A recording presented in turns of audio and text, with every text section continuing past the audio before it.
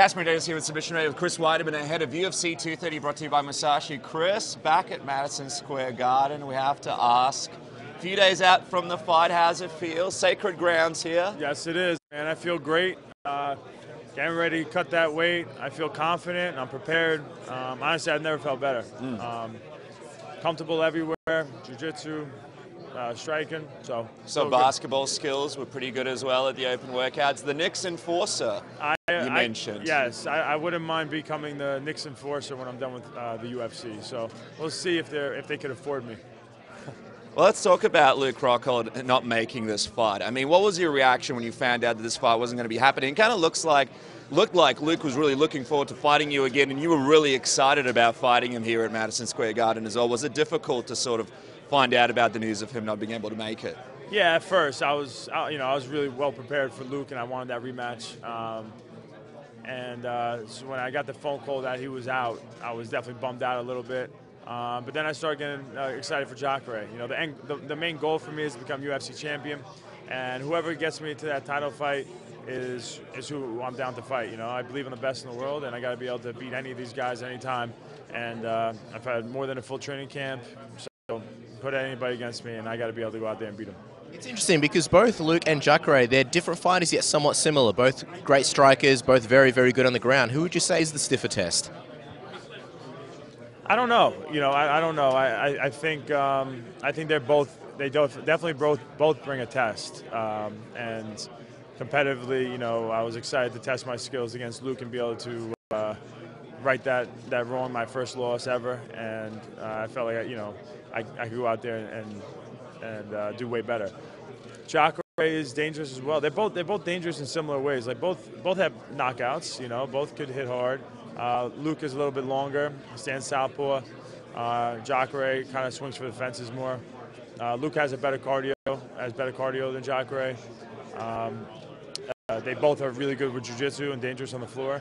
So they both bring similar things, you know. You mentioned title shots. Has the UFC said anything to you if you win this? Are there any opportunities to potentially be the backup for the Robert Whittaker-Kelvin Gastelum fight? Would you be interested in that? Yeah, that's what I was told. I was told when this fight got offered that I would be the replacement fight. You know, winning this fight I would be the replacement fight for that fight. Would you be interested in that though? Because that's a weight cut. That's going through the weight cut process, a training camp. If they're paying me, I'm in. Let's do it. We'll see. Honestly, I'm not really worried and focused about that now. I can't be. I got a tough test with Jacare, you know, so I'm focused on that. And when that's all done, we'll be talking about that. It's interesting because it was kind of supposed to be a little bit like a middleweight tournament here. A lot of sort of big names, obviously Luke pulled out and things changed a little bit. What do you make of Israel Adesanya on the cut? He's going around also talking about the fact that it's him and Robert Whittaker for a title shot if he wins against Derek Brunson. Have you heard those comments? What do you make of them? Yeah, I think he's got he's trying to talk himself into, I think, a title fight a little prematurely.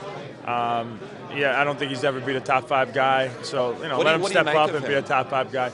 I think he's a good striker, but he's untested. And I seen in a couple of his fights him get exposed a little bit with the ground stuff. So, but you know, he's young in the game. He's young in the UFC, and we'll see how he develops. But I still think he has some, you know, maturing to do.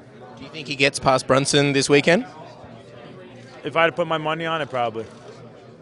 Very interesting. Well, as we go into Madison Square Garden, just a quick prediction from you. Obviously, Jacare, another legend of the game, but if you had to sort of pick the way that this thing finishes, is there like a finish or a sequence in mind that you see this fight finishing in? Yeah, I'm prepared for anything. It's hard to, you know, only God knows, to be honest. I'm going to go out there, just have fun and be comfortable anywhere. I'm sure he'll love to get me on the floor. I'm sure he would love to be landing one of those big right hands or left hands on me.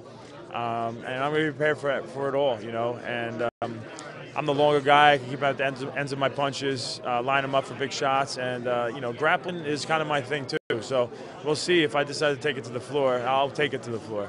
And I'll do just fine down there, too. You mentioned you're having, just quickly as we wrap up, you mentioned having fun again. Is this the most fun you've had in quite some time in MMA? And what do you think? I can tell you one thing. Before my Gastelum fight, it was hard to have fun. I had so much pressure going into that fight, coming off the most adversity I've ever had in my career. I went from, you know, being 9-0, beating the greatest of all time, defending my belt 3 times against all these legends, you know, undefeated, undisputed champion of the world, highest of highs, to going to the lowest of lows, 3 losses in a row. So going into the Gastelum fight, it was just such a focus on like getting my confidence up and believing in myself, and looking at each one of those individual fights that I lost as individual fights, and looking at why I lost each one of those fights, as opposed to bunching them all together and seeing it as 3 losses in a row and how that could play on you mentally. And each one of those fights I was winning, and there's certain technical things that went wrong, and so I did that. I got through. I got a nice finish over Gastelum. He's never been finished before, and so now it allows me to be a little bit more confident and comfortable with myself without really that much mental energy going into it. Well, it's going to be having fun this weekend. Thank you so much, Chris, and thanks for your time. Thank you, man. I appreciate it.